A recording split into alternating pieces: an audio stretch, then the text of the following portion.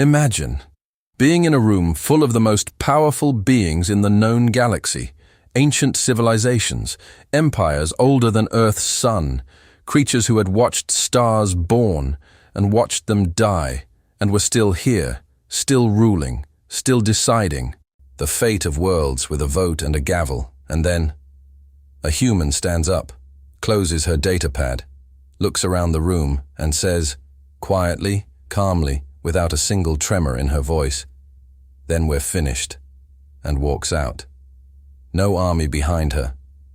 No ultimatum. No dramatic speech, just footsteps and a door closing, and the most powerful governing body in the history of the galaxy, sitting in complete, total, terrified silence. Because they had just realized something they had never, in 12,000 years, had to face before. They needed humanity, far more than humanity needed them. This is that story. To understand what happened in that chamber, you have to forget about spaceships, forget about weapons, forget about anything you've ever seen in a science fiction movie about how humanity conquers the stars. Because this isn't that kind of story. This is a story about character that Earth, by galactic standards, is a savage world. Gravity 30% higher than the habitable average. Climate systems that spent millions of years swinging between ice ages and firestorms. Predators, plagues, ecosystems so hostile that the human immune system essentially evolved into a standing army. The species that came out of that world, they were not soft, they were stubborn, relentlessly, almost irrationally stubborn. They held on to things, ideas, people, pain, hope, with a grip that other species found either inspiring or deeply unsettling. They were creative under pressure, not in spite of hardship, because of it. And they had this quality, this deep, ancient, almost genetic quality of refusing to accept that the way things are is the way things have to be. They built democracies, tore them down when they stopped working, built better ones, wrote laws, broke them when the laws became unjust, wrote better laws. They had a word, a specific word, for power that forgot. It existed to serve.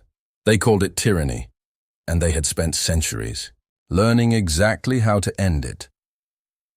Nobody on the Galactic Council had read that chapter carefully enough. Humanity was invited into the Council roughly 200 years after their first faster-than-light transit. And the invitation, let's be honest, was not out of respect. It was curiosity. The Council had seen young species before. Fresh arrivals, wide-eyed and eager, grateful just to be in the room. They'd nod along, accept unfavorable terms, learn their place. Humanity. Seemed like more of the same. At first, Ambassador Chen Wei, Earth's first permanent representative, was exactly what the Council expected. Calm, thoughtful, patient. He listened more than he spoke. He compromised when asked. He pushed back. Gently, always with evidence, always with alternatives ready. He learned the language of galactic diplomacy, astonishingly fast. Humanity is an asset, the Council Secretary wrote privately. Capable, adaptable, and appropriately deferential. Appropriately, that word. It assumed the deference was permanent, that a species who had fought centuries of wars against oppression had simply grown past it. They hadn't. They were learning. There is a difference. The problems started small. They always do. A trade adjustment. Routine, the Council said. A 12% transit fee added to human shipping lanes through 3 major junctions. The same junctions that charged 0 fees for 3 other species with identical trade volumes. Earth filed an inquiry. The Council acknowledged it. Nothing changed. Then, a medical shipment was flagged for verification. A neural regeneration protocol, human-developed, genuinely revolutionary in treating spinal trauma, held at a pharmaceutical checkpoint for 14 months. During those 14 months, 317 patients died on various worlds, waiting for a treatment that existed. That worked. That was sitting in a warehouse, waiting for a stamp. Earth filed a complaint, then a motion for expedited review. The motion failed. 7 votes to 23, Ambassador Elaine Carter, Chen Wei's successor, read that number, and she went quiet for a long time. "They're not being cruel," her deputy said. "They're not doing this on purpose." "I know," she said. "That's almost worse, because cruelty, at least, requires attention. What the council was demonstrating was something far more insidious, the indifference of power that has ruled for years so long. It has forgotten that ruling requires justification. Then came the security directive. Routine, the council said. A reallocation of patrol coverage near the Varath Expanse, a contested region that had remained stable, largely because of human patrol presence. Human fleets were ordered to pull back. Council peacekeepers would take over. They did not. Over the next 8 months, 3 human outposts abandoned under pressure, 2 supply convoys disrupted, and a small colony at the edge of the expanse, 4,000 people, mostly families, children, went 6 months without medical resupply because the approved route was deemed temporarily inadvisable. Earth requested authorization to send its own ships. Denied. Earth requested an emergency session, scheduled for 4 months out. Earth sent the ships anyway. The council issued a formal reprimand. Earth's deputy ambassador received it, filed it, and went back to coordinating the relief operation. Ambassador Carter read the censure documents that followed, and she felt something shift inside her. Not anger, she had moved past anger. Something colder, clearer, like a lens coming into focus. She had seen this pattern before. Not in galactic history, in human history. She knew exactly where it led. The vote happened on an ordinary Tuesday, by Earth's calendar at least, 19 to 11. The resolution was careful, bureaucratic, deliberately boring. The Galactic Council hereby designates the Varath frontier systems, including Keelan's Hope, Durath Station, and the Mira Colonial Zone, as Council-administered territories, effective within 60 standard cycles. 60 cycles. Less than a year. Keelan's Hope, 400,000 people. 400,000 Durath Station, built by human hands over 30 years, from nothing. The Mira Colonial Zone, home to children. The first generation born on those worlds. Children who had never known any other home. The resolution called them resources. Elaine Carter sat perfectly still as the vote was read. Then, she closed her datapad, slowly, deliberately. The click it made was tiny, barely a sound in that vast chamber, and yet everyone heard it. She stood, not with drama, not performing. She stood the way a person stands when the decision has already been made, and all that remains is the carrying out of it. The Council's translation systems hesitated. They were calibrated for speech, for deliberation, argument, diplomacy. They had no protocol for this. Elder Sovarath, 900 years old, legendary for his composure, leaned forward, just slightly. "Ambassador Carter," he said, voice resonating through the chamber like a bell. "The session is still in progress." Elaine looked at him. Then she looked around the room. Every tear, every face, every ancient, powerful, certain presence, gathered here to decide the fate of civilizations. She said 4 words, quietly, evenly, without heat.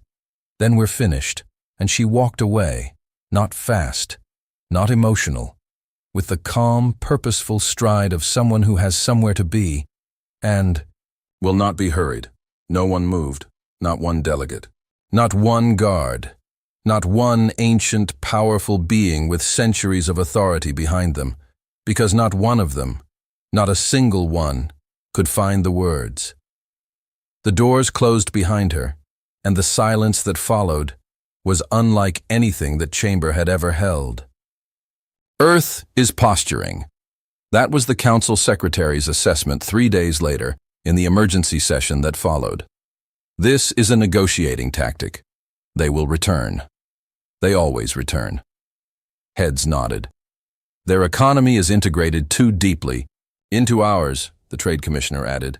Withdrawal isn't sustainable. It's simply not possible. The models they were working from were 18 months old. They were also built on an assumption that no one in that room had thought to question, that when a species hits a wall, they stop. Humans don't stop. They go around the wall. What came next was not a war, no fleets, no battles, no blood. It was an engineering project, and it was devastating. Human trade networks, which had been built quietly over 2 centuries, with careful attention to redundancy and independence, began to reroute, not gradually, completely. Transit hubs that relied on council junctions, bypassed. New relay networks, prepared in advance, patiently over years, came online almost overnight. Trade partners who had maintained quiet relationships with Earth found themselves suddenly offered terms that were better, significantly better, without the fees, without the delays, without the 14 months of standard verification. Worlds that had been waiting for things started receiving them, and they remembered, with perfect clarity, who had been making them wait. Medical technology flowed next. Treatments that had been locked in council approval pipelines for years began reaching patients. Weeks, not years. The results were visible. The gratitude was real and loud. Then the security networks. Not military, not an alliance with membership, fees and mandatory obligations. An open framework, voluntary, transparent, brilliantly designed, for crisis response and coordinated aid. Piracy fell. Emergencies got answered faster.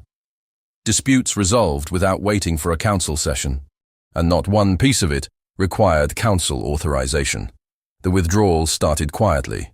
No speeches, no dramatic exits, just notices, politely worded, properly filed, citing various technical reasons. 7 worlds in the first year, 15 in the second.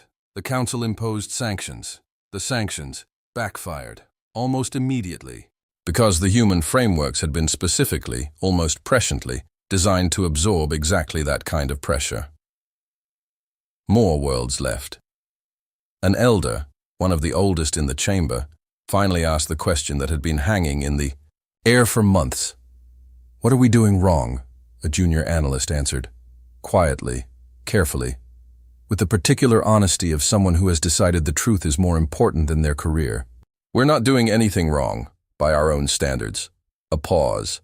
"That is the problem.